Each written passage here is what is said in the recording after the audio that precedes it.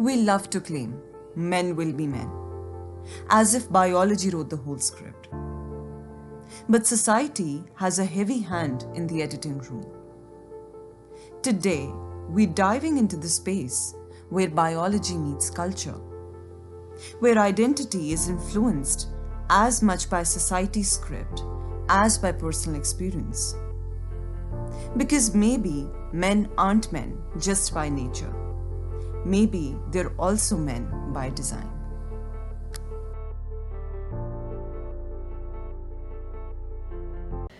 So, thank you so much for coming here today at our podcast. We're so grateful to have you. I'm so happy that you have chosen me to be today's guest. Yeah, I mean, we're always open to having so many more opinions into our podcast, and we love that you were able to make it here today, where I feel like we're discussing very important things, and I'm super excited to get your opinion. Perfect. May I start with something I want to share with the people today? Yeah, of course, go for it. So today, I want to talk about something that's been transforming on how I'm moving into the world, and it's decentering men. Yes. Now listen, it is not about hating men. Yeah. It's about shifting focus. Yes. Because when we talk about empowerment, independence, and choosing ourselves, we rarely talk about how much mental space women are conditioned to give to men, even when men aren't giving much back. Yeah. Let me tell you my story.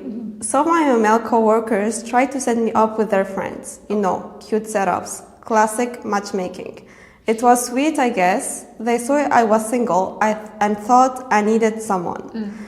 But here where it gets interesting. They also saw my drive, they saw my fire, they saw that I wasn't the kind of girl waiting around for someone to complete her, and so something shifted. These same men who initially tried to play Cupid, they ended up becoming mentors. Fast forward to a dinner that I never forgot, that happened this week actually. I was sitting at the table with them, not as someone's potential girlfriend, but as a woman with ambition. We didn't talk about dates, we talked about money, strategy, power, moves. They gave me real world advice, how to pick a financial advisor, how to negotiate my worth, how to walk into a room and own it. And when I told them I was nervous about asking for more money, they looked me dead in the eyes and said, "Fuck men, make money." I love that. And you know what happened? What happened? That dinner sparked a mindset shift. I went back into work with a completely new attitude. I negotiated, I asked for what I deserved, and I got a 33% raise. Wow. Which is huge. Now imagine if I had spent that week obsessing over some guy who ghosted me, or if I had gone to that dinner hoping to meet someone. If I had been focused on getting matched up instead of matched with my own potential. I wouldn't have not gone there with that winning mindset. I would not have been fully present for the moment that changed everything. That's what I meant by decentering men. Yeah, I mean, first of all, congratulations. Thank that you is so much. such a huge win, not just personally, but just like, it's, feminism this, feminism that, but it's still rare. A 33% raise is insane. I am so unbelievably happy for you. Yeah, I was like so happy because I went to that dinner and they brought that friend who wanted me to be matched with. But like after they see me talking, they would be like, forget that friend. Just like, let's talk about money. Yeah. And like, I felt really good talking with them. To be honest, men could be very, very good friend, very good advisor if they don't see you as someone, how can I say that? If they don't see you as someone they could like have intricacies with, like if they see you as someone who can be their equal, they're gonna give you the best advice. But if they see you as someone who's naive and they can easily get into bed with you, now they're gonna be like, oh, we know what, career is not that important, you can be my housewife. But you know, there is so much into it and it's another subject. I mean, do you think that means that men really just want someone who's submissive to be with? I actually think this way. I think that men are sometimes intimidated by strong women.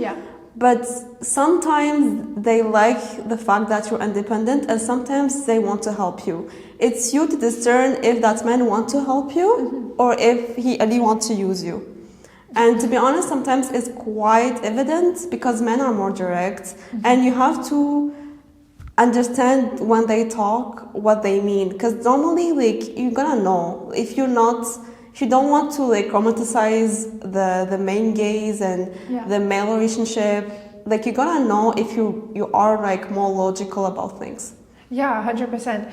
Do you think that we can find a balance between, you're ambitious, as you should be, you're allowed to have your goals, you're allowed to want stuff for your future, and you're allowed to fight for it, right? How do we set up a balance between, this ambition, and then if, let's say, one day you want to get married and this, do you think you need to give up your ambition to be able to do that? I don't think you have to give up your ambition. I feel like women can know that there is love stories, that like love can be beautiful things. But when you center love in your life, you're gonna be in the losing end. Because if you always think about, when I'm gonna meet my husband, when I'm gonna do that, when I'm gonna meet him, I'm gonna travel, I'm gonna do that, I'm gonna be happy when I'm gonna have kids, no one is gonna guarantee you that you're gonna have your love story. Maybe the love story is gonna turn into like one of your worst nightmares. So if you like don't put your eggs in one basket, and you also try to find other things that makes you happy and also make you money, like make your wallet happy. To be honest, if the male category is not working in that time of your life, you're gonna be happy either way. If you have like friends, hobbies, and everything in between, and there is only like the male category in your life that is not working, you're gonna be happy. But if you only focus on male and nothing else, of course you're not gonna be happy because you cannot control someone else's actions. 100%, right? You can't rely on your entire happiness on men. Exactly. Right? But as I told you, like for sure, like if you find someone who you love, who is compassionate enough, that is very rare to find. Most of people settle. Of course, like be my guest, go with him. But it's hard to find, and if you like focused on getting someone in your life and being in love, you're gonna end up settling. Not everyone is a match for you. I fully agree with that. I do want to ask you, you talked about how because men don't see you as someone they could potentially have intercourse with, they're gonna treat you, as more of an equal. Exactly.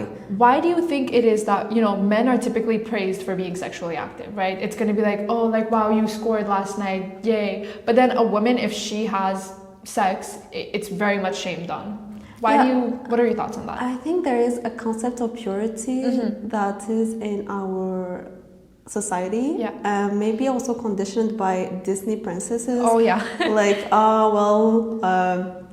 the princesses was never like kissed or touched, like the Sleeping Beauty, and like the guy just came and kissed her and she became his wife. You didn't know about the backstory of the prince. Did he like sleep with the whole village? We don't know about it, but we know that girl had like, she slept during the whole adolescence, and just a guy came and kissed her, saved the day, and now she's married with 3 kids.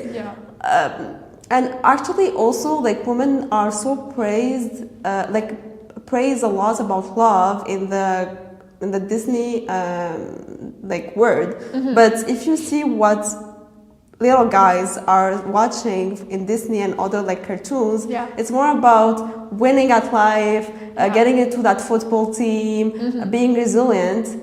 And they don't talk much about love, and it's more about male ego, validating the male ego. And when a girl sleeps with a man and his number is up, it's validating his ego. But when a woman sleeps with another man, it's not really validating her ego. That's also something that we can talk about. 100%. I love that you brought up these like shows that we watch when we're younger, because when you go shopping for kids' clothing, you're gonna see like boys' t-shirts are gonna have like, oh, he's the man, he's so strong, superheroes. And then the girls' shirts is gonna be like, oh, daddy's little princess. Exactly. Like, stuff like this. And it affects you from a young age. It builds up this like idea that you have. Do you think that because of the way we're raised differently. Men and girls, what we watch, what is targeted towards us, it's very different. How do you think that ties into how men's behavior might be treated as more forgiving versus for women? So like, we've all heard the phrase boys will be boys. And that is often used to justify behavior for men, Yeah. But for women, if you make a mistake, that mistake will follow you for the rest of your life. What are your feelings towards this? What are your thoughts on this? I think the family plays a huge role. A lot of women, and I mean mothers, are smothering their male kid because like they always tell him like like it's okay, you're strong enough even if they do a mistake. But mothers, I feel, with daughters are less forgiving. They be like, oh, when you get married you cannot let your room like that. your husband won't like you. You have to know how to cook. That way like someone would marry you. If you don't know how to cook, no one would marry you.